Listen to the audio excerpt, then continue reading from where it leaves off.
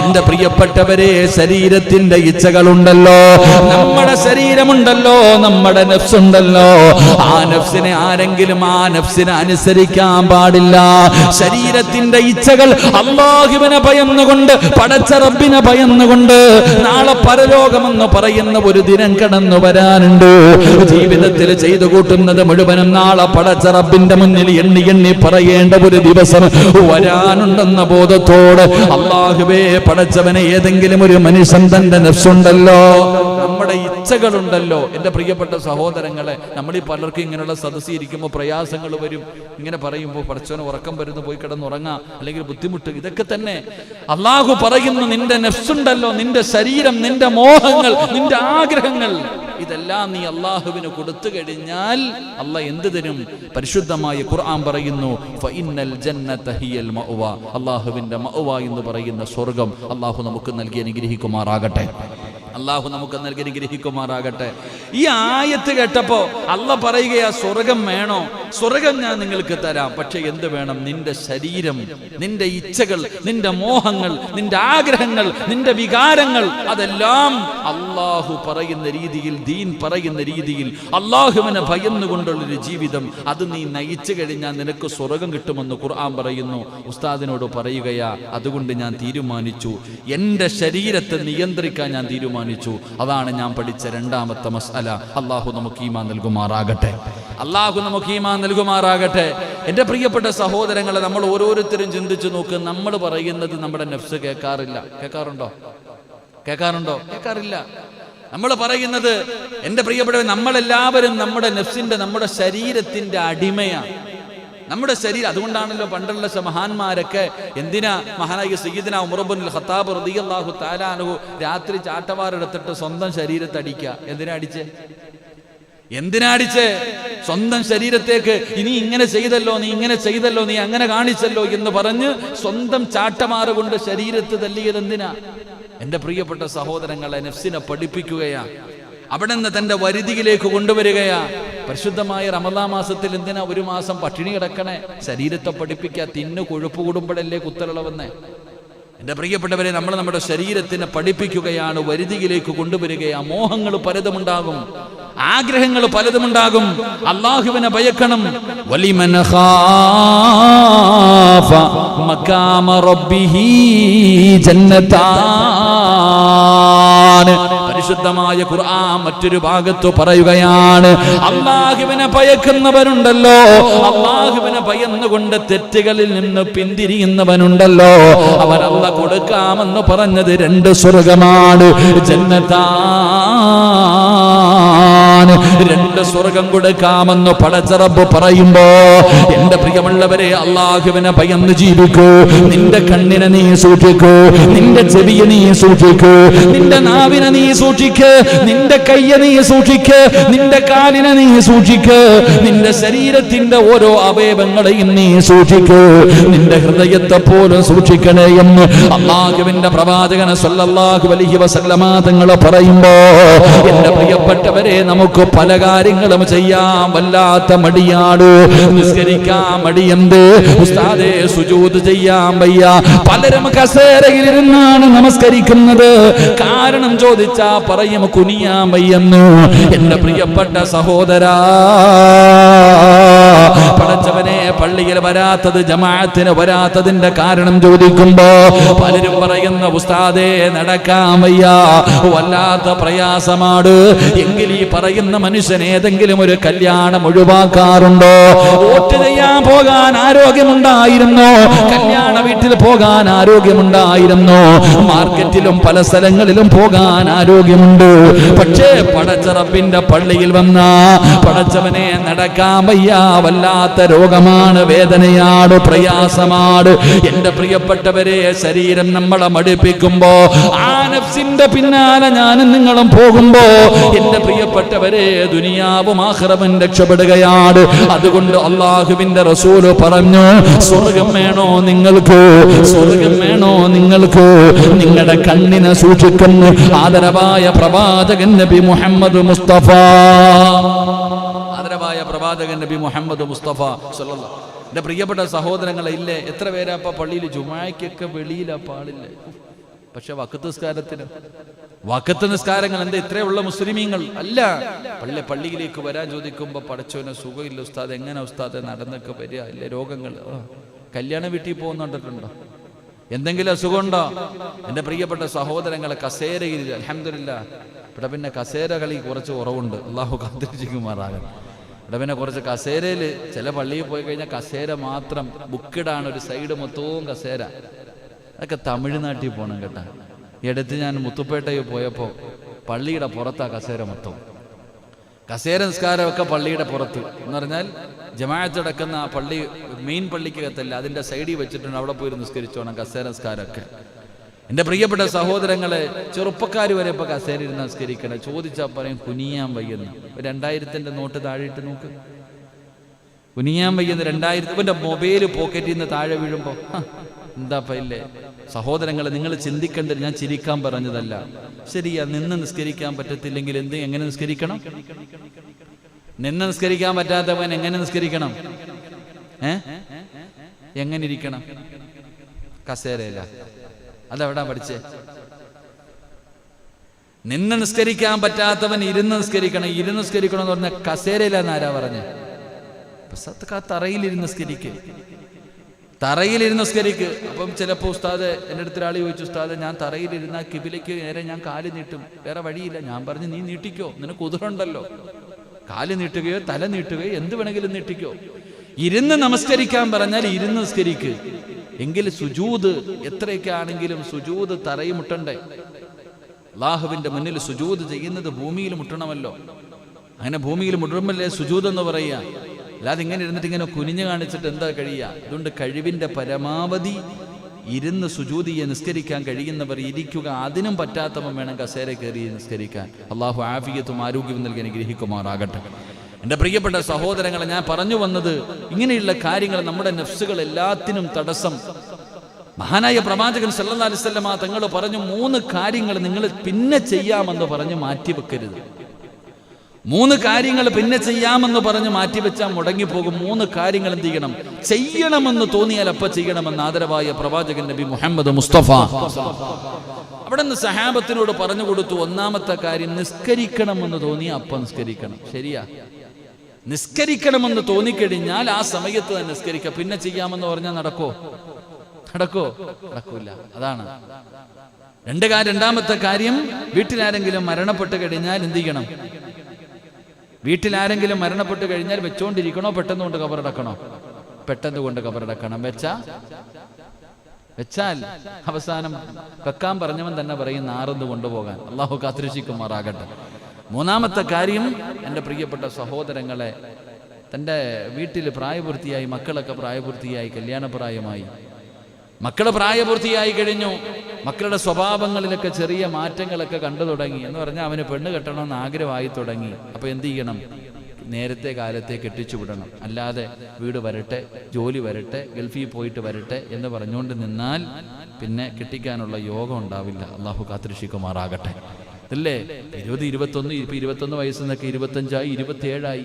എന്നിട്ടും വാപ്പാടുത്ത് കല്യാണക്കാര്യം പറയുമ്പോൾ പറയുന്നത്, അവൻ ചെറുക്കനല്ലേ, വീടായില്ലല്ലോ, ജോലിയായില്ലല്ലോ, ഇങ്ങനെ പറഞ്ഞുകൊണ്ട് നടക്കുക. അങ്ങനല്ല. വിവാഹപ്രായം എത്തിക്കഴിഞ്ഞാൽ വിവാഹം കഴിച്ചു കൊടുക്കണം. മറ്റൊരു ഹദീസിൽ കാണാം, ഒരു കാര്യം കൂടെ എക്സ്ട്രാ ആയിട്ട് പറയുന്നുണ്ട്. മറ്റൊരു ഹദീസിൽ, സദക്ക ചെയ്യണമെന്ന് തോന്നിയാൽ അപ്പം തന്നെ ചെയ്തോണത്. സദക്ക ചെയ്യണമെന്ന് തോന്നിക്കഴിഞ്ഞാൽ ശൈത്താൻ മനസ്സ് മാറ്റിക്കളയുന്ന, പെട്ടെന്ന് ചെയ്യണം. ഇല്ലേ? ഒരു 500 രൂപ കൊടുക്കണോ ഇപ്പം പള്ളിക്ക്? അപ്പം ഇങ്ങനെ ആലോചിച്ചു, അങ്ങോട്ട് ഇറങ്ങിപ്പോകുമ്പോഴത്തേക്ക്, വീട്ടിൽ ചെല്ലുമ്പോഴത്തേക്ക് ശൈത്താൻ ഇങ്ങനെ മനസ്സിൽ തോന്നിക്കും, അല്ലാ 500 വേണോ? പടച്ചോനെ, പെൺപിള്ളാരൊക്കെ വളർന്നു വരുന്നു, കടയിൽ കച്ചവടമൊന്നും ഇല്ല, ഇങ്ങനെ മനസ്സിൽ തോന്നിപ്പിക്കും. അവസാനം അത് വീട്ടിൽ ചെല്ലുമ്പോഴത്തേക്ക് ഭാര്യയോട് പറയും. ഭാര്യ പറയും, പടച്ചോനെ ഈ സമയത്ത് 500 രൂപയോ, അല്ലാ എന്തൊക്കെയല്ലേ. അവസാനം 200 രൂപ എങ്കിലും കൊടുത്താലായി. മനസ്സിങ്ങനെ മാറിപ്പോകും. എൻ്റെ പ്രിയപ്പെട്ട സഹോദരങ്ങളെ, ഞാൻ പറഞ്ഞു വന്നത്, അള്ളാഹുവിന്റെ പ്രവാചകൻ സല്ലല്ലാഹു അലൈഹി വസല്ലമ തങ്ങൾ അവിടെ നിന്ന് പറയുകയാ, മുത്തുനബിയാണ് പറയുന്നത്, സ്വഹാബാ, നിങ്ങൾ നമസ്കരിക്കണമെന്ന് തോന്നിക്കഴിഞ്ഞാൽ ആ സമയത്ത് തന്നെ നിങ്ങൾ നിസ്കരിക്കണേ. അതിനെ നിങ്ങൾ മാറ്റിവെച്ചാൽ അത് മാറ്റിവെക്കാൻ പാടില്ലാത്ത കാര്യമാണെന്ന് പ്രവാചകൻ അവിടെ നിന്ന് പറയുമ്പോ 2ാമതായിട്ട് പറഞ്ഞു, ആരെങ്കിലും മരണപ്പെട്ടാൽ പെട്ടെന്ന് കബറടക്കണം. എപ്പോഴാ കബറടക്കേണ്ടത്? ഇസ്ലാമിന്റെ നിയമം എങ്ങനെ? ഒരാൾ മരിച്ചു കഴിഞ്ഞാൽ എത്ര സമയം വെക്കാം? എത്ര നേരം വെക്കാം?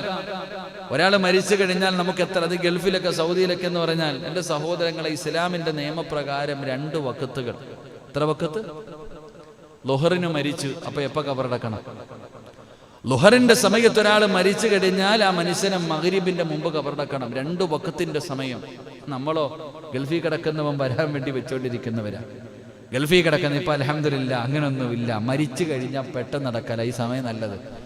മരിച്ചു കഴിഞ്ഞാൽ പെട്ടെന്ന് കൊണ്ടുപോയി ഖബറടക്കുക. കദ്ദിമൂനി കദ്ദിമൂനി, എന്നെ ഒന്ന് വിടടാ സ്വർഗത്തിലേക്ക്, എന്നെ ഒന്ന് വിടടാ എന്ന് നല്ലവര് പറയുമെന്ന് നബിയുനാ റസൂലുള്ളാഹി സ്വല്ലല്ലാഹു അലൈഹി വസല്ലമ തങ്ങൾ അവിടെ നിന്ന് പറയുമ്പോ, എന്റെ പ്രിയപ്പെട്ടവരെ, അതുകൊണ്ട് ഞാൻ പറഞ്ഞു വന്നത്, നിങ്ങളെ ശരീരത്തിന് അനുസരിക്കാൻ പാടില്ല. പല മടികളും പല പ്രയാസങ്ങളും പറയും. തഹജ്ജുദ് നമസ്കാരത്തിന്റെ മഹത്വം കഴിഞ്ഞ ക്ലാസ്സിൽ പഠിച്ചവരാണ്. പക്ഷേ പടച്ചവനെ, നമുക്ക് വല്ലാത്ത ക്ഷീണമാണ്, എഴുന്നേക്കാൻ വല്ലാത്ത മടിയാണ്. പക്ഷേ അത് നമ്മുടെ ഈമാൻ, നമ്മുടെ മലക്കുകൾ നമ്മളെ ഓർമ്മിപ്പിക്കുകയാ. പക്ഷേ ശരീരം നമ്മൾ അതിൽ നിന്ന് പിന്തിപ്പിക്കാൻ നോക്കുകയാണ്. അതുപോലെ എന്റെ പ്രിയപ്പെട്ടവരെ, നമ്മുടെ കണ്ണുകളുണ്ടല്ലോ, അല്ലാഹുവേ, ഏതെങ്കിലും കാണാൻ പാടില്ലാത്ത ഒരു കാര്യം കണ്ടു കഴിഞ്ഞാൽ, ഹറാം കണ്ടു കഴിഞ്ഞാൽ, അസ്തഗ്ഫിറുല്ലാഹ്, ഉടനെ പശ്ചാത്തപിച്ചു മടങ്ങാൻ കഴിയണം. നമ്മുടെ കണ്ണുകളെ നമുക്ക് സൂക്ഷിക്കാൻ കഴിയണം. അല്ലാതെ പാപങ്ങൾ ചെയ്യുന്ന സ്വഭാവമല്ല. എന്റെ പ്രിയപ്പെട്ടവരെ, പരസ്പരം തെറ്റുകൾ കണ്ടാൽ ഉപദേശിക്കുന്നവരാകണം. പണ്ടത്തെ കാലഘട്ടങ്ങളിൽ അങ്ങനാണ്. പടച്ചവനെ, തെറ്റുകൾ ചെയ്യാൻ വേണ്ടി കടന്നു വന്നാൽ ആ പിഴപ്പിക്കാൻ വരുന്നവനെ പോലും എന്റെ പ്രിയപ്പെട്ടവരെ ഉപദേശിച്ച് നന്നാക്കിയ ചരിത്രങ്ങൾ എത്രയോ ഖുർആനിലുണ്ട്. അല്ലാഹുവിന്റെ പ്രവാചകൻ നമുക്ക് പഠിപ്പിച്ചു തരുന്നുണ്ട്. എന്റെ പ്രിയപ്പെട്ടവരെ, പരിശുദ്ധമായ ഖുർആൻ എടുത്ത് നോക്കൂ, ഒരുപാട് സംഭവങ്ങൾ നമുക്ക് കാണാമല്ലോ. എന്റെ പ്രിയപ്പെട്ടവരെ, കണ്ണിനെ വല്ലാതെ സൂക്ഷിക്കണം. പലരും പറയാറുണ്ട്, ഉസ്താദ് നന്നാകണമെന്നുണ്ട്, സിനിമ കാണുന്നത്, സീരിയൽ കാണുന്നത്. പെണ്ണുങ്ങളെ പറയും, ഉസ്താദ് സീരിയൽ കാണുന്നതൊന്ന് നിർത്തണമെന്ന് വല്ലാത്ത ആഗ്രഹമുണ്ട്, ഞങ്ങളെ കൊണ്ട് പറ്റുന്നില്ല. കള്ള് കുടിക്കരുതെന്ന്, കള്ളുകുടിയെന്ന് നിർത്തണമെന്നുണ്ട്, ബീഡി വലിക്കുന്നതൊന്ന് നിർത്തണമെന്നുണ്ട്, കഞ്ചാവടിക്കുന്നത് നിർത്തണമെന്നുണ്ട്, വ്യഭിചരിക്കുന്നത് നിർത്തണമെന്നുണ്ട്, ഫോൺ വിളിക്കുന്നത് നിർത്തണമെന്നുണ്ട്, എല്ലാ ദുശീലങ്ങളും നിർത്തണമെന്നുണ്ട്. പക്ഷേ കഴിയുന്നില്ല ഉസ്താദേ. ആരാ പറഞ്ഞത് കഴിയില്ലെന്ന്? കള്ളുകുടി കൊടുക്കാൻ, കള്ളുകുടി നിർത്താൻ നിങ്ങൾ ഹോസ്പിറ്റലിൽ പോയി കിടക്കണ്ട. കഞ്ചാവടിക്കുന്നത് അത് നിർത്തുന്നതിന് വേണ്ടി നീ ഒരു സെന്ററിലും പോയി കിടക്കണ്ട. അതിനുള്ള ഒരു എളുപ്പവഴി ഞാൻ പറഞ്ഞു തരാ. ഏത് മോശമായ കാര്യത്തിൽ നിന്ന് രക്ഷപ്പെടണമെന്ന് ആഗ്രഹമുണ്ടോ, അതിനുള്ള ഒരു എളുപ്പവഴി ഞാൻ പറഞ്ഞു തരാം. അല്ലാഹു പഠിക്കാനുള്ള ഭാഗ്യം നൽകുമാറാകട്ടെ. അല്ലാഹു പഠിക്കാൻ ഭാഗ്യം നൽകുമാറാകട്ടെ. നമ്മുടെ ആമിനാത്ത പറയും, ഉസ്താദെ ഈ സീരിയൽ കാണുന്നു നിർത്തണമെന്നുണ്ട്, പക്ഷേ വൈകുന്നേരം ആകുമ്പോൾ അങ്ങ് കാണുവാ അല്ലേ. പലരും പറയും, ഉസ്താദെ കള്ളുകൂടി നിർത്തണമെന്നുണ്ട്, പറ്റുന്നില്ല. ആരാ പറഞ്ഞ പറ്റുന്നില്ല എന്ന്? അത് നിർത്താൻ പറ്റുന്ന ഒരു എളുപ്പ വഴി ഞാൻ പറഞ്ഞു തരാം. അള്ളാഹു നമുക്ക് ഈമാൻ നൽകുമാറാകട്ടെ. അള്ളാഹു ഈമാൻ നൽകുമാറാകട്ടെ. നിങ്ങൾക്ക് ആർക്കെങ്കിലും, നിങ്ങൾക്കല്ല നമുക്കും, ഞാൻ ഉൾപ്പെടെ, ഞാൻ മലക്കൊന്നുമല്ലല്ലോ, ഞാൻ മനുഷ്യനാണ്, നിങ്ങളെ കാലം താഴെ ഉള്ളവരെ ഞാൻ. അള്ളാഹു കാത്തിരക്ഷിക്കുമാറാകട്ടെ. എൻ്റെ സ്വഭാവം എൻ്റെ ഇടതുഭാഗത്തിരിക്കുന്ന മലക്കിനോടെങ്ങാനും ചോദിച്ച് ആ പുസ്തകം തുറന്നു നോക്കിയാൽ മതി എൻ്റെ അവസ്ഥ കാണാൻ. ഈ ഇടതുഭാഗത്തിരിക്കുന്ന കിതാബെങ്ങാനും ഒന്ന് എടുത്തു വെച്ച് വായിച്ചു കഴിഞ്ഞാൽ സിറാജിന്റെ തനി സ്വഭാവം ഇതൊന്നുമല്ല. അള്ളാഹു കാത്തിരക്ഷിക്കുമാറാകട്ടെ. ആമീൻ പറ. രക്ഷപ്പെട്ടു പോയാലോ, ഞാനെങ്ങാനും രക്ഷപ്പെട്ടു പോയാലോ, അള്ളാഹു കാത്തിരക്ഷിക്കുമാറാകട്ടെ. അള്ളാഹു കാത്തിരക്ഷിക്കുമാറാകട്ടെ. ഒരു എളുപ്പ വഴി ഞാൻ പറഞ്ഞു തരാം. കള്ളു കുടിക്കുന്നവന് കള്ളുകുടി നിർത്താൻ എങ്ങും പോകണ്ട, ഞാൻ പറയുന്ന കാര്യം ചെയ്താൽ മതി. വ്യഭിചരിക്കുന്നവനാകട്ടെ, ഏത് മോശമായ സ്വഭാവം ചെയ്യുന്നവനാണെങ്കിലും അവന് നന്നാകണമെന്ന് ആഗ്രഹമുണ്ടെങ്കിൽ ഈ ഒറ്റ കാര്യം ചെയ്താൽ മതി. ഞാൻ പറയുന്ന ഒരു കാര്യം ചെയ്താൽ അള്ളാഹു നിന്നെ നേരെയാക്കും, അള്ളാഹു നിന്നെ രക്ഷപ്പെടുത്തുമെന്ന് അള്ളാഹു നമുക്ക് ഈമാൻ നൽകുമാറാകട്ടെ. അള്ളാഹു ഈമാൻ നൽകുമാറാകട്ടെ. ഇൻഷാ അല്ലാഹ് ചെയ്തുകൂടെ? നിങ്ങൾക്ക് എന്തായാലും ആർക്കെങ്കിലും, നമുക്കൊക്കെ ഓരോ ദുശീലങ്ങൾ കാണും അല്ലേ. ചിലരിങ്ങനെ വീടി വലിക്കുന്ന നല്ലതാണോ? നല്ലതാണോ? വലിക്കാൻ പറ്റുമോ? ലഹരി വസ്തുക്കളെല്ലാം ഹറാമല്ലേ? ലഹരിയല്ല അല്ലേ? ശംഭു വെക്കാവോ? തുളസി തിന്നാവോ? എല്ലാവരും കൂട്ടത്തിൽ വരികയല്ലേ? ഇല്ല. പിന്നെ ഈ വലിക്കുമ്പോൾ ഒരു സുഖം എന്താ? ഞാൻ അത്താടെ കാര്യം ആലോചിക്കാറുണ്ട്. എൻ്റെ പാപ്പ നല്ല വീഡിയോ വലിക്കും, നല്ല വീഡിയോ വരുന്ന അങ്ങ് ഞാൻ അതൊരു സത്യം പറഞ്ഞാൽ അതൊരു ലഹരിയാണെന്ന് പറയുന്നത്. ചില കാര്യങ്ങൾ ഞാൻ ഇങ്ങനെ ഒരിക്കൽ സംസാരിച്ചപ്പോൾ ഒരാളുടെ മുന്നിൽ ഉത്തരം മുട്ടിപ്പോയുള്ളൂ.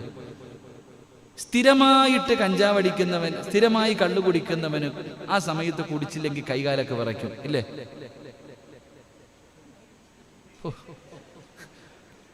പറ, വിറയ്ക്കോ? പക്ഷെ അതൊക്കെ എൻ്റെ വീടിന് തൊട്ടടുത്തൊരു അച്ചായനുണ്ടായിരുന്നു, നല്ല സ്നേഹം, ബാബുച്ചായ, നല്ല സ്നേഹം, അയൽവാസിയ. എത്ര കള്ളു കുടിച്ചാലും ആരെയൊക്കെ ചീത്ത വിളിച്ചാലും നമ്മളെ വിളിക്കാറില്ല. അള്ളാഹു അദ്ദേഹത്തിന് ദീർഘായുസ് കൊടുക്കുമാറാകട്ടെ. ഇന്നും ആ മനുഷ്യൻ സത്യം നല്ല സ്നേഹമാണ്. ബാബുച്ചായനും അവിടെ 2 പെൺകുട്ടികൾ, സാബു, 2-3 നല്ല സ്നേഹമാണ്. അൽഹംദുലില്ലാഹ്. ഈ അടുത്തൊരു സംഭവം ഉണ്ടായി, എൻ്റെ ഭാര്യ ലൈവായതുകൊണ്ട് പറയുന്നില്ല, അള്ളാഹു കാത്തിരക്ഷിക്കുമാറാകട്ടെ. അമ്മാമയൊക്കെ വലിയ സ്നേഹമായിരുന്നു. അവിടുത്തെ അവരുടെ മകൻ ഇതുവരെ കല്യാണം കഴിച്ചിട്ടില്ല, സാബു. അള്ളാഹുവിനെ നല്ലൊരു ജീവിതം കൊടുത്ത് അനുഗ്രഹിക്കുമാറാകട്ടെ. എൻ്റെ പ്രിയപ്പെട്ട സഹോദരങ്ങളെ, സ്ഥിരമായിട്ട് കള്ളു കുടിക്കുന്നവൻ ആ സമയത്ത് ഇല്ലേ, ചിലർക്കൊരു ടെൻഷനാണ്. ഈ ചായ സ്ഥിരമായി കുടിക്കുന്ന ആൾക്കാരുണ്ട്, ഇല്ലേ? രാവിലെ ഒരു ചായ, വൈകിട്ടൊരു ചായ കുടിച്ചില്ലെങ്കിൽ ആ സമയമാകുമ്പോൾ വൈകുണ്ടാവും. ചിലർക്ക് തലവേദന, ഇല്ലേ? വീടി വലിക്കുന്നവർ, ഞാനിങ്ങനെ ചിന്തിക്കാറുണ്ട്. എൻ്റെ വാപ്പ റമദാൻ മാസം വായിക്കഴിഞ്ഞാൽ ഒരു വൈകുന്നേരം വായിക്കഴിഞ്ഞാൽ ഞങ്ങൾ ആരും വാപ്പാടുത്ത് സംസാരിക്കാറില്ല. ഒരു ഉച്ച കഴിഞ്ഞ് കഴിഞ്ഞാൽ പിന്നെ വാപ്പാടുത്ത് ഒരു കാര്യത്തിൽ ആരും പോകത്തില്ല. കാരണം വാപ്പയ്ക്ക് ഈ വീടി വലിക്കാതിരുന്നിട്ട് വലിയ ടെൻഷനാണ്. നോമ്പ് തുറക്കും, സത്യം പറഞ്ഞ വീടി കയ്യിലെടുത്ത് വെച്ചേക്കും. നോമ്പ് തുറന്ന് ഈത്തപ്പഴവും വെള്ളവും കുടിച്ച ഒരെണ്ണം വലിച്ചിട്ടാ പള്ളിക്കകത്ത് കയറുന്നത്. അത്രയ്ക്കും. ഡോക്ടർ ICUയിൽ കിടന്നപ്പം ചോദിച്ചു, ഇതൊന്നും നിർത്തിക്കൂടെ, അത് കവറിൽ പോകണം. കാരണം അങ്ങനെ പഴയ ആൾക്കാരങ്ങനെ. അപ്പം ഞാൻ പറഞ്ഞു വന്നത്, പക്ഷെ അന്നത്തെ പോലെയല്ല. ഇന്നത്തെ കുറ്റിപിടി എടുത്ത് അടിച്ചു കഴിഞ്ഞാൽ വല്ലാത്ത എനർജി അതിന്. അപ്പം ഞാൻ പറഞ്ഞു വന്നത്, ഇതെല്ലാം ലഹരി വസ്തുക്കളാണ്. ഇതൊക്കെ ഉപയോഗിക്കുന്നത് നല്ലതല്ല മനുഷ്യ. നമ്മുടെ ഭാര്യ, നമ്മുടെ മക്കൾ സിഗരറ്റിൻ്റെ മുകളിൽ എഴുതി വെച്ചിട്ടുണ്ട്, ഇത് വലിക്കാൻ പാടില്ല, ഇത് നല്ലതല്ല, എന്നിട്ടും വലിക്കാം. ഇതിനെക്കുറിച്ച് ഞാൻ ഇങ്ങനെ പറഞ്ഞപ്പോൾ കള്ളു കുടിക്കുന്ന ഒരാളോട് കള്ളു കുടിക്കാൻ പാടില്ല, കള്ളു കുടിച്ചു കഴിഞ്ഞാൽ ക്യാൻസർ വരും, അത് ഇത് വരും എന്നൊക്കെ പറഞ്ഞപ്പോൾ ഒരാൾ ചോദിക്കുക, ഇറച്ചിക്കോഴി മേടിച്ച് കഴിക്കാൻ പാടുണ്ടോ? അത് കഴിച്ചാൽ ക്യാൻസർ വരും എന്നല്ല. ഉത്തരം മുട്ടിപ്പോയി. കൊടുക്കു ചോദ്യം ചോദിക്കട്ടെ പലരും, അല്ലേ? ഇറച്ചിക്കോഴി തിന്നാൻ പാടുണ്ടോ? അതിനകത്ത് മരുന്നടിക്കുന്നതല്ലേ? അപ്പൊ നമ്മളൊക്കെ അത് ഞാൻ പറഞ്ഞു വന്നത്, ഈ ലഹരി വസ്തുക്കളൊക്കെ ഉണ്ടായത് എവിടെ നിന്നറിയോ? ഇബിലീസിനെ അല്ലാഹു സുബ്ഹാനഹു വ തആല ശപിച്ചപ്പം പേടിച്ചു മൂത്രമൊഴിച്ചു. ഇബിലീസിനെ അല്ലാഹു ശപിച്ചു, നശിച്ചു പോകട്ടടാ, ലഅനത്താക്കി അല്ലാഹു അവനെ ശപിച്ചപ്പോ അവൻ പേടിച്ചിട്ട് മൂത്രമൊഴിച്ച്. ആ മൂത്രമൊഴിച്ച സ്ഥലത്ത് നിന്നാ ഇതൊക്കെ വളർന്നത്. നീ അതാ ചുണ്ടത്തെടുത്ത് വെച്ചിട്ട് ഇങ്ങനെ വലിച്ചു കയറ്റുന്നത്. അള്ളാഹു കാത്തിരക്ഷിക്കുമാറാകട്ടെ, അള്ളാഹു കാത്തിരക്ഷിക്കുമാറാകട്ടെ. ഇതൊക്കെ ഒഴിവാക്കണം. ഈ വീടി വലിക്കുന്നത്, മുറുക്കുന്നത്, അതൊക്കെ നമുക്ക് പറ്റിയ പണികളാണ്. ഇതൊക്കെ അങ്ങ് ഒഴിവാക്കണം. ഇതൊക്കെ ഒഴിവാക്കിയിട്ട് അൽഹംദുലില്ലാഹ് നമ്മൾ ഭാര്യ ആ പാപത്തിനെ കുറിച്ച് ചിന്തിക്ക്. രാത്രി വീടിയും വലിച്ചിട്ട് കയറി അതിൻ്റെ അടുത്ത് പോയി കിടക്കുക, എന്നിട്ട് ഉമ്മ വെക്കാൻ പോവാ. ആ പാപം മുക്കും പൊത്തിയിട്ട് വിടുക. നരശിക്ക് നമ്മുടെ മക്കൾ ഈ സിഗരറ്റൊക്കെ വലിച്ചിട്ട് മക്കളെ ചുംബിക്കാൻ പോകുമ്പോൾ ആ മക്കൾ തന്നെ മാറിപ്പോകുന്നൊരവസ്ഥ. ഈ ദുശീലങ്ങളൊക്കെ മാറ്റണം. അള്ളാഹു കാത്തിരക്ഷിക്കുമാറാകട്ടെ. അപ്പൊ ഞാൻ പറഞ്ഞു വന്നത്, നിന്റെ ഭാര്യയുടെ സീരിയൽ കാണാൻ നിർത്തണം, അല്ലേ? അതുപോലെ എന്തെങ്കിലും ദുശീലങ്ങൾ അത് നിർത്തണം. അതിനുള്ള വഴി എന്താ? എന്റെ പ്രിയപ്പെട്ട സഹോദരങ്ങളെ, മൻ തറക ലില്ലാഹി മഅസിയതൻ സബഅ മർറാ. എന്റെ പ്രിയപ്പെട്ട സഹോദരങ്ങളെ, ഈ പറയുന്ന കാര്യങ്ങൾ നിങ്ങളൊന്ന് ഓർത്തുവെക്കുക. ഈ പറയുന്ന ഒരേ ഒരു വാചകം നിങ്ങൾ മറക്കാതെ ഓർത്തുവെക്കുക. ഏതെങ്കിലും ഒരു പാപം നീ ചെയ്യുന്നുണ്ട്, ഒരു തെറ്റിൽ നിന്ന് നിനക്ക് പിന്തിരിയണമെന്നുണ്ട്. മോനെ, കള്ളുകുടിക്കാൻ നിന്റെ കൂട്ടുകാര് നീ കള്ളുകുടിയനാട്, നിന്നെ കള്ളുകുടിക്കുന്നതിന് വേണ്ടി നിന്റെ കൂട്ടുകാര് നിന്നെ നിർബന്ധിക്കുമ്പോ, അല്ലാഹുവേ ഇത് പാപമാ, ഇത് ഹറാമാ. ഒരു തുള്ളി കള്ള് തൊണ്ടയ്ക്ക് താഴെ ഇറങ്ങിയാൽ സ്വർഗത്തിൽ കിടക്കില്ലെന്ന് മഹാനായ നബി മുഹമ്മദ് മുസ്തഫ സല്ലല്ലാഹു അലൈഹി വസല്ലമ തങ്ങൾ പറഞ്ഞിട്ടുണ്ട്. അതുകൊണ്ട് കള്ള് കുടിക്കാൻ അവസരം കിട്ടുമ്പോ പടച്ചവനെ ഇത് പാപമാണെന്ന് കരുതിയിട്ട് ചെയ്യാൻ പാടില്ല. കാമുകി വിളിക്കുമ്പോ, മോശമായ സംസാരം നടത്തുമ്പോ, ആവശ്യമില്ലാത്ത കാര്യങ്ങൾക്ക് വിളിക്കുമ്പോ, വീടി വലിക്കാൻ തോന്നുമ്പോ, മോനെ അല്ലാഹുവിനെ കരുതിയിട്ട് കരുതിയിട്ട് ഇത് പാപമാണ്, ഇത് ചെയ്യാൻ പാടില്ല എന്ന് പറഞ്ഞിട്ട് 1, 2, 3, 4, 5, 6, 7 ഏതെങ്കിലും ഒരു പാപത്തിൽ നിന്ന് അത് പാപമാണെന്ന് കരുതിയിട്ട് അല്ലാഹുവിനെ ഭയന്നുകൊണ്ട് 7 പ്രാവശ്യം നീ അതിൽ നിന്ന് പിന്തിരിഞ്ഞാൽ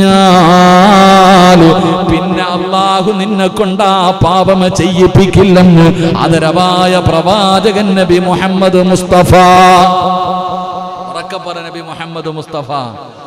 7 പ്രാവശ്യം അല്ലാ ഇത് പാപമാ, തെറ്റാ, ചെയ്യരുത് എന്ന് പറഞ്ഞിട്ട് 7 പ്രാവശ്യം ഇന്ന് വൈകുന്നേരം, നാളെ വൈകിട്ടായി, സീരിയൽ കാണാൻ സമയമായി, പടച്ചവനെ ഇത് പാപമാ, ഞാൻ കാണൂല, പിന്തിരിഞ്ഞു. ഇങ്ങനെ 7 പ്രാവശ്യം ഏതെങ്കിലും ഒരു മനുഷ്യൻ അല്ലാഹുവിനെ ഭയന്നുകൊണ്ട് ഒരു പാപത്തിൽ നിന്ന് പിന്തിരിഞ്ഞാൽ അല്ലാഹു പിന്നെ ആ തെറ്റുകൊണ്ട് നിന്നെ പരീക്ഷിക്കില്ല. നീ ഒരു കാലത്തും ആ പാപം നിനക്ക് ചെയ്യേണ്ടി വരില്ല. അല്ലാഹു നിന്നെ രക്ഷപ്പെടുത്തുമെന്ന് മഹാനായി നബി മുഹമ്മദ് മുസ്തഫ. അല്ലാഹു ഈമാൻ തരുമാറാകട്ടെ. നിങ്ങളൊന്ന് ശ്രമിച്ചു നോക്ക്. നിങ്ങളുടെ ജീവിതത്തിൽ ഒഴിച്ചുകൂടാൻ പറ്റത്തില്ല എന്ന് പറയുന്ന ഒരു പാപമുണ്ടെങ്കിൽ 7 പ്രാവശ്യം അത് ചെയ്യാൻ അവസരം കിട്ടുമ്പോൾ ഒന്ന് പിന്തിരിഞ്ഞു നോക്ക്. 8ാമത് നിന്റെ മുന്നിൽ ആ പാപം വരൂല. 7 പ്രാവശ്യം ഞാൻ കള്ളു കുടിക്കത്തില്ല എന്ന് പറഞ്ഞു പിന്തിരിഞ്ഞവനെ 8ാമത് കള്ളുകുപ്പിയും വെച്ചിട്ട് ഒരുത്തൻ നിന്റെ മുന്നിൽ വരില്ല. അല്ലാഹു നിന്നെ രക്ഷപ്പെടുത്തും. അല്ലാഹു നമുക്ക് ഈമാൻ നൽകുമാറാകട്ടെ. അല്ലാഹു ഈമാൻ നൽകുമാറാകട്ടെ. ഇതിന് നീ ഒരു ഹോസ്പിറ്റലിലും പോയി കിടക്കണ്ട, മാറാൻ ഒരു ധ്യാന കേന്ദ്രത്തിലും പോകണ്ട. എന്റെ പ്രിയപ്പെട്ടവരെ, ഇതൊന്നും മനസ്സു വെച്ചാ മതി. 7 പ്രാവശ്യം അങ്ങനെയൊന്ന് തീരുമാനമെടുത്താൽ നിനക്ക് ഏത് തെറ്റിൽ നിന്നും അല്ലാഹു നിന്നെ രക്ഷപ്പെടുത്തുമെന്ന് പ്രവാചകൻ അവിടെന്ന് പറയുമ്പോ, എന്റെ പ്രിയപ്പെട്ട സഹോദരാ, നിന്റെ നാവിനെ നീ വല്ലാതെ സൂക്ഷിക്കണേ, നിന്റെ ശരീരത്തെ നീ വല്ലാതെ സൂക്ഷിക്കണേ. നാവിനെ നമ്മൾ വല്ലാതെ സൂക്ഷിക്കണം. എല്ലാ കാര്യങ്ങളും ഏറ്റവും കൂടുതൽ പേരെ നരകത്തിൽ കൊണ്ടുപോകുന്നത് ഈ നാവ. അല്ലാഹു കാത്തുരക്ഷിക്കുമാറാകട്ടെ. അല്ലാഹു കാത്തുരക്ഷിക്കുമാറാകട്ടെ. നാവിന് അതുകൊണ്ട് ആ സഹാബത്ത് വായിക്കകത്ത് കല്ലിട്ടിട്ട് നടക്കാം. മൻ കസറ കലാമുഹു കസറ ദുനൂബുഹു. ഹദീസിൽ തന്നെ കാണാം, അധികം സംസാരിക്കാൻ പാടില്ല. അധികം സംസാരിച്ചു കഴിഞ്ഞാൽ എൻ്റെ പ്രിയപ്പെട്ട സഹോദരങ്ങളെ പാപങ്ങൾ അധികരിക്കും എന്ന് പറഞ്ഞപ്പോൾ ഈ ഹദീസ് ഇറങ്ങിയപ്പോഴാണ് സഹാബത്ത് വായിക്കകത്ത് കല്ലിട്ടിട്ട് നടക്കുക. കാരണം ആരോടെങ്കിലും സംസാരിച്ചാലല്ലേ പാപം കൂടത്തുള്ളൂ.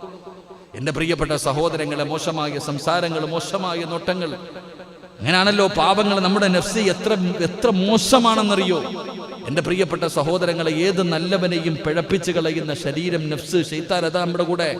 ചരിത്രങ്ങളിൽ കാണാം ഒരു സുന്ദരിയായ പെണ്ണിന്റെ ചരിത്രം. ഹദീസിന്റെ കിതാബുകൾ എടുത്ത് നോക്ക്. ഉബൈദ് ബിൻ ഉമൈർ എന്ന് പറയുന്ന ഒരു ചെറുപ്പക്കാരൻ, വലിയ പണ്ഡിതന, മഹാന, അറിയപ്പെടുന്ന വലിയൊരു മഹാന.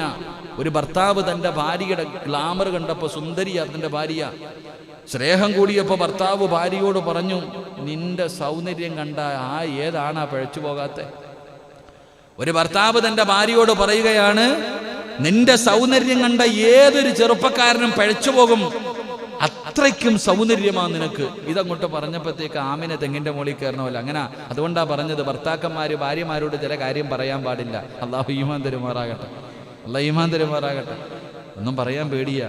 ഞാൻ ഏതോ ഒരു പ്രസംഗത്തിൽ പറഞ്ഞു, ചില കാര്യങ്ങൾ ചെയ്യുമ്പോൾ പെണ്ണുങ്ങളെ അടിക്കാന്ന്. അത്ര എടുത്തോളൂ. അടിക്കാന്ന് പറഞ്ഞ പോയിന്റ് എടുത്തിട്ടാണ് ഓരോരുത്തർ പറയുന്നത്. ചില കാര്യങ്ങൾ പറയാൻ പാടില്ല.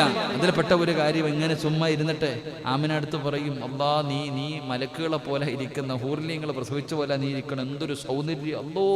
അങ്ങനൊന്നും പറയില്ല. എന്തിനാ വെറുതെ ഇല്ലാത്ത കാര്യം പറയണം? അങ്ങനെ പറഞ്ഞു കഴിയുമ്പോൾ ആ പെണ്ണിന്റെ മനസ്സിന്റെ ഉള്ളിൽ ഇങ്ങനെ അങ്ങ് ചിന്ത വരും, അല്ലാ അപ്പാ ശരിയാ പറഞ്ഞേക്ക, ഇല്ല എങ്ങനെ ചിന്ത വരും.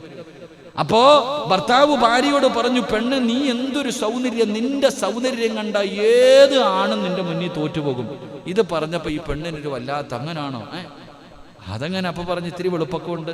ഭാര്യ അങ്ങോട്ട് പറയാൻ തുടങ്ങി. അപ്പൊ ഈ മനുഷ്യൻ ചോദിച്ചു, ഉബൈദ് ബിൻ ഉമൈർ എന്ന് പറയുന്ന ഒരു ചെറുപ്പക്കാരനുണ്ട്, നിനക്ക് അവനെ ഒന്ന് വളയ്ക്കാൻ പറ്റും? ഭർത്താവ് മരപ്പട്ടിക്ക് ഈനാൻ വെച്ചിക്ക് മരപ്പട്ടി കൊട്ടെന്ന് പറയണമല്ലേ. ഭർത്താവ് ഭാര്യയോട് ചോദിക്കുക, എങ്കിൽ ഞാൻ ഒരു ചെറുപ്പക്കാരനെ ഒരാളെ പറഞ്ഞു തരാം, നിനക്ക് അവനെ ഒന്ന് പഴപ്പിക്കാൻ പറ്റുമോ? ഒന്ന് ആലോചിച്ച് വയ്ക്കേ. പക്ഷെ ആ പെണ്ണിത്തിരി ഈമാനുള്ളതെങ്കിൽ ഇവൻ പറഞ്ഞപ്പോഴത്തേക്ക് കയറിയതാ. എൻ്റെ പ്രിയപ്പെട്ട സഹോദരങ്ങളെ, അപ്പൊ ആ പെണ്ണ് പറഞ്ഞു, എന്നാ ഞാൻ പിഴപ്പിക്കാം, ഞാൻ കാണിച്ചു തരാം. എൻ്റെ പ്രിയപ്പെട്ട സഹോദരങ്ങളെ, ചരിത്രം പറയുകയാണ്, വെറുതെ പറഞ്ഞതല്ല, മക്കയിൽ നടന്ന സംഭവമാ.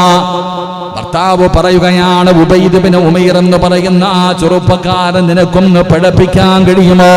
പടച്ചറപ്പേ, ഭർത്താവ് അവിടെ നിന്ന് പറഞ്ഞു കൊടുക്കുമ്പോ ഭാര്യ അതിന് തയ്യാറാവുകയാണ്. ഭർത്താവ് പറഞ്ഞു, ഒരിക്കലും ആ മനുഷ്യനെ നിനക്ക് പിഴപ്പിക്കാൻ കഴിയില്ല. ആരൊക്കെ നിന്റെ ശരീരം കണ്ട നിന്റെ കൂടെ കൂടിയാലും നിനക്ക് ഒരിക്കലും ആ ചെറുപ്പക്കാരനെ പിഴപ്പിക്കാൻ കഴിയില്ല. പെണ്ണിന് വല്ലാത്ത ദേഷ്യമായി, അവിടെ നിന്ന് വല്ലാത്ത വാശിയായി. പടച്ചവനെ ശരീരം മുഴുവനും വസ്ത്രം മറച്ചുകൊണ്ട് സുന്ദരിയായ പെണ്ണ് പരിശുദ്ധമായ കഅബാലയത്തിന്റെ മതാഫിലേക്ക് കടന്നു പോവുകയാ. മഹാനായ ഉബൈദ് ബിൻ ഉമൈർ എന്ന് പറയുന്ന ചെറുപ്പക്കാർ പരിശുദ്ധമായ കഅബാലയത്തിന്റെ മതാഫിൽ നിൽക്കുമ്പോ വല്ലാത്ത അറിവുള്ള ഒരു മനുഷ്യനാട്, പണ്ഡിതനാട്.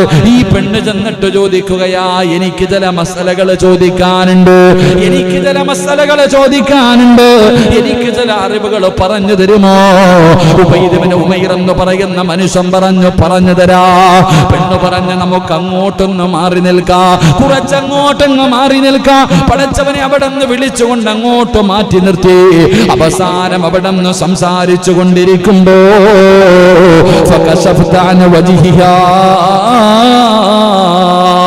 പെണ്ണ് തന്റെ മുഖത്തിട്ടിരിക്കുന്ന മറയങ്ങ് മാറ്റുകയാണ്, തന്റെ ഹിജാബെടുത്ത് മാറ്റുകയാണ്. എന്നിട്ട് തന്റെ സൗന്ദര്യം ആ ഉബൈദ് ബിൻ ഉമൈർ എന്ന് പറയുന്ന ചെറുപ്പക്കാരന്റെ മുന്നില് തന്റെ സൗന്ദര്യം ഇങ്ങനെ തുറന്നു കാണിച്ചിട്ട് ആ പെണ്ണ് ചോദിക്കുന്ന, ഉബൈദേ, എനിക്ക് നിന്നെ വല്ലാത്ത ഇഷ്ടമാണ്, എന്റെ ആഗ്രഹമൊന്ന് സാധിച്ചു തരുമോ? അല്ലാഹുവേ, ഉബൈദ് ബിൻ ഉമൈർ എന്ന് പറയുന്ന മനുഷ്യനുണ്ടല്ലോ, അവിടെ നിന്ന് ചോദിക്കുന്നു, പെണ്ണേ, നീ എവിടെ വെച്ചാ ചോദിക്കുന്നതെന്നറിയുമോ? നീ എവിടെയാ നിൽക്കുന്നതെന്നറിയുമോ? അല്ലാഹുവിന്റെ പരിശുദ്ധമായ കഅബാലയത്തിന്റെ മുന്നിൽ വെച്ചുകൊണ്ട് ഈ സുന്ദരിയായ പെണ്ണ് തന്റെ ശരീരം കാണിച്ചിട്ട് അവിടെ ആ ചെറുപ്പക്കാരനെ പിഴപ്പിക്കാൻ നോക്കുമ്പോ ഉബൈദ് ബിൻ ഉമൈർ എന്ന് പറയുന്ന മനുഷ്യൻ ചോദിക്കുകയാ, പെണ്ണേ, അതാ ഞാൻ നിന്റെ ആഗ്രഹം സാധിച്ചു തരാ. പക്ഷെ അവിടെ നിന്ന് ചോദിക്കുകയാണ്, സക്കറാത്തിന്റെ അവസ്ഥയിൽ മരണത്തോട് മല്ലടിച്ചു കൊണ്ടിരിക്കുമ്പോ അല്ലാഹുവിന്റെ മലക്കുകൾ, മുഖറബ് മലക്കുൽ മൗത്ത് അസ്റായീൽ എന്ന് പറയുന്ന മലക്കുകളും തന്റെ അനുയായികളും നിന്റെ റൂഹ് പിടിക്കുന്നതിന് വേണ്ടി കണ്ണിന്റെ മുന്നിലേക്ക് ഇറങ്ങി വരുന്ന ഒരു സമയമുണ്ടല്ലോ. ഫകസഫിനാ അൻക ഇതാക ഫബസറുകൽ യൗമ ഹദീദ്. കണ്ണുകൊണ്ട് മലക്കുകളെ കാണുന്ന ഒരു രംഗമുണ്ടല്ലോ. ആ മരണം കണ്ണിന്റെ മുന്നിൽ വരുന്ന സമയം നീ ഇത് ചെയ്താ രക്ഷപ്പെടുമെന്ന് നിനക്ക് തോന്നുന്നോ പെണ്ണേ? ഉബൈദ് ബിൻ ഉമൈർ എന്ന് പറയുന്ന ചെറുപ്പക്കാരൻ ചോദിക്കുകയാ, അസ്റായീലിനെ കണ്ടുമുട്ടുന്ന സമയം അവര് മുഴുവനും ചുറ്റുഭാഗത്ത് നിന്നിട്ട്, കല്ലാ ഇദാ ബലഗതി തറാകിയ വകീല മൻ റാക വളന്ന അന്നഹുൽ ഫിറാക വൽതഫതി الساق بالساق إلى ربك يومئذ المساق. ആ ഭയാനകമായ രംഗമുണ്ടല്ലോ, ആ സമയത്ത് നീ ഇത് ചെയ്താ നിനക്ക് രക്ഷപ്പെടുമെന്ന് തോന്നുന്നുണ്ടോ? പെണ്ണേ, ആറടി മണ്ണെന്ന് പറയുന്ന കബറുണ്ടല്ലോ, ആ കബറിന്റെ അകത്ത് നിന്നെ കൊണ്ടുപോയി കുടിച്ചിടുമല്ലോ. ആരാരുമില്ലാത്ത കബറിന്റെ അകത്ത് നിന്നെ കൊണ്ടുപോയി കുടിച്ചിടുമ്പോ ആറടി മണ്ണിന്റെ അകത്ത് നിനക്ക് രക്ഷപ്പെടാമെന്ന് നിനക്ക് തോന്നുന്നുണ്ടോ? അവിടെ നിന്ന് മഹാനായ ഉബൈദ് ബിൻ ഉമൈർ എന്ന് പറയുന്ന ചെറുപ്പക്കാരൻ ചോദിക്കുകയാ, നാളെ കബറിന്റെ അകത്ത് നിന്ന് എഴുന്നേറ്റ് വരുന്ന ദിവസമുണ്ടല്ലോ, ചെമ്പിന്റെ തറയിലെ നാളെ പടച്ചറപ്പിന്റെ കോടതിയിൽ അല്ലാഹു വിചാരണ ചെയ്യുന്ന സമയത്ത് ലോകത്ത് കടന്നു വന്ന സർവരുടെയും മുന്നിൽ വെച്ചിട്ട് അല്ലാഹു നിന്നോട് ചോദിക്കുമ്പോ അവരുടെ മുന്നിൽ നിന്നുകൊണ്ടൊരു വ്യഭിചാരിയെ പോലെ ദുനിയാവും ആഖിറവും നഷ്ടപ്പെട്ടവരെ പോലെ അല്ലാഹുവിന്റെ മുന്നിൽ നിന്ന് നിനക്ക് നാണം കെടാൻ നീ ആഗ്രഹിക്കുന്നുണ്ടോ പെണ്ണേ? ഈ പറയുന്നത് ചുമലിലിരിക്കുന്ന 2 മലക്കുകൾ എഴുതി വച്ചിരിക്കുകയാ. നാളെ നിന്നെ റബ്ബിന്റെ മുന്നിൽ വെച്ച് ഈ നന്മ എഴുതിയ കിതാബ് നിന്റെ കയ്യിലേക്ക് എടുത്തു തരുമ്പോ നിനക്ക് സന്തോഷിക്കാൻ പറ്റുമോ?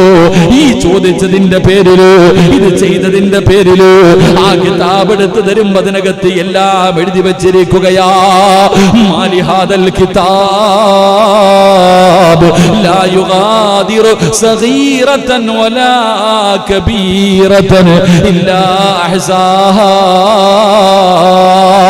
ഞാനും നിങ്ങളും ചോദിക്കുമല്ലോ, നാളെ നന്മ എഴുതിയ കിതാബ് എടുത്ത് എന്റെ കയ്യിൽ തരുമ്പോ വായിച്ചിട്ട് ഞാൻ അല്ലാഹുവോട് ചോദിക്കുന്നു, അല്ലാ ആരും കാണാതെ പായിപ്പാട് പള്ളിയിലെ എന്റെ റൂമിന്റെ അകത്തിരുന്ന് ഞാൻ ചെയ്തതുപോലും ഇതിനകത്തുണ്ടല്ലോ തമ്പുരാര്. എല്ലാം പടച്ചവര് ഞാൻ ആരും അറിയില്ലെന്ന് കരുതിയത് സർവ്വതും ഇതിനകത്തുണ്ടല്ലോ തമ്പുരാര്. ഇതെന്ത് കിതാബാ അല്ലാ? പെണ്ണെ, നിനക്ക് രക്ഷപ്പെടാമെന്ന് നിനക്ക് തോന്നുന്നുണ്ടോ? നരകത്തിന്റെ മുകളിലൂടെ പടച്ച റബ്ബ് വലിച്ചു കെട്ടിയിരിക്കുന്ന സിറാത്ത് എന്ന പാലം, ആ പാലത്തിന്റെ മുകളിലൂടെ നിനക്കൊന്ന് സ്വർഗത്തിൽ പോകാൻ കഴിയുമെന്ന് തോന്നുന്നുണ്ടോ? എന്റെ പ്രിയപ്പെട്ട ചെറുപ്പക്കാരാ, എന്റെ പ്രിയപ്പെട്ട മുസ്ലിമേ, ആ പെണ്ണിന്റെ കണ്ണറിയാതെ നിറഞ്ഞുപോയി, ആ പെണ്ണിന്റെ കണ്ണറിയാതെ നിറഞ്ഞുപോയി. കഅബാലയത്തിന്റെ മുറ്റത്തിരുന്നിട്ട് റബ്ബിന്റെ മുന്നിൽ പശ്ചാത്തപിക്കുകയാ. എന്റെ പ്രിയപ്പെട്ടവരെ, തെറ്റിലേക്ക് ക്ഷണിക്കുമ്പോ മിസ് കോളാണെന്ന് പറഞ്ഞ് നിന്റെ ഫോണിലേക്ക് ഒരു കോള് വന്നു. അവസാനം പടച്ചവരെ മോശമായ സംസാരങ്ങൾ പറയാൻ തുടങ്ങുമ്പോ അത് പാപമാ, ഇത് അപരാധമാ, ഇത് ചതിയാണ്, ഇത് ദുനിയാവും ആഖിറവും നഷ്ടപ്പെടുത്തുന്നതാണ്, ഈമാൻ നഷ്ടപ്പെടുത്തി കളയുന്ന കാര്യമാണ്. പെണ്ണേ, നീ നിന്റെ ഭർത്താവിനെ വഞ്ചിക്കല്ലേ. പെടാ ചെറുപ്പക്കാരാ, എന്നെ പോലെ ഒരു പെണ്ണ് നിന്റെ വീടിന്റെ അകത്തുണ്ട്, ആ പാവപ്പെട്ടവളെ നീ ചതിക്കല്ലേ. അല്ലാഹുവിനെ ഭയക്കൂ, അല്ലാഹുവിനെ ഭയക്കൂ. ഒരല്പനേരത്തെ സുഖത്തിന് വേണ്ടി നിന്റെ ദുനിയാവും ആഖിറവും നഷ്ടപ്പെടുത്തല്ലേ എന്ന് പറഞ്ഞു കൊടുക്കാൻ കഴിയണം ചെറുപ്പക്കാരാ, എന്ന് പറഞ്ഞു കൊടുത്ത് നേരെയാക്കാൻ കഴിയണം. അതുകൊണ്ടാണ് അല്ലാഹു പറഞ്ഞത്, വലിമൻ ഖാഫ മഖാമ റബ്ബിഹി ജന്നത്താൻ.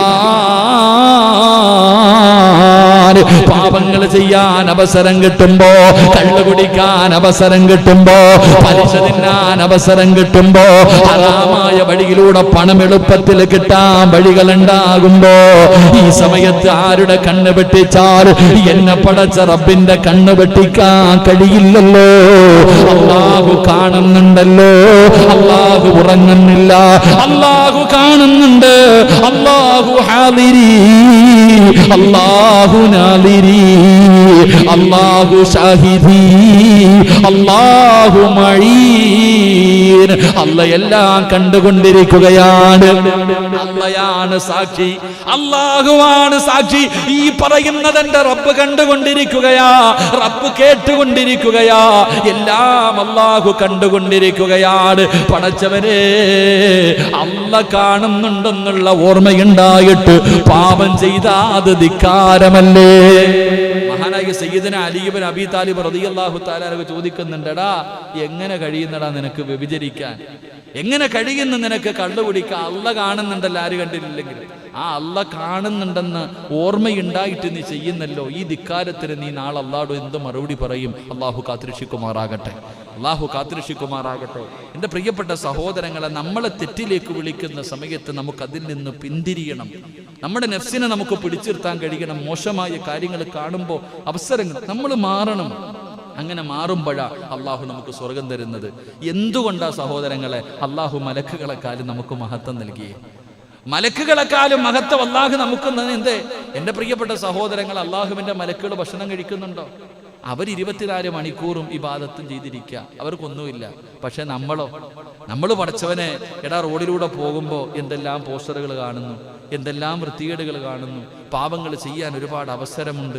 ഇതെല്ലാം ഉണ്ടായിട്ടും ഇതിൻ്റെ ഇടയിലൂടെ അല്ലാ എന്ന് വിളിച്ചടക്കണം. അതുകൊണ്ടാണ് നമുക്ക് സ്വർഗം അല്ലാഹ് തരുന്നത്. ആ മലക്കുകളെക്കാളും മഹത്വം നമുക്ക് നൽകുന്നത് അല്ലാഹ്.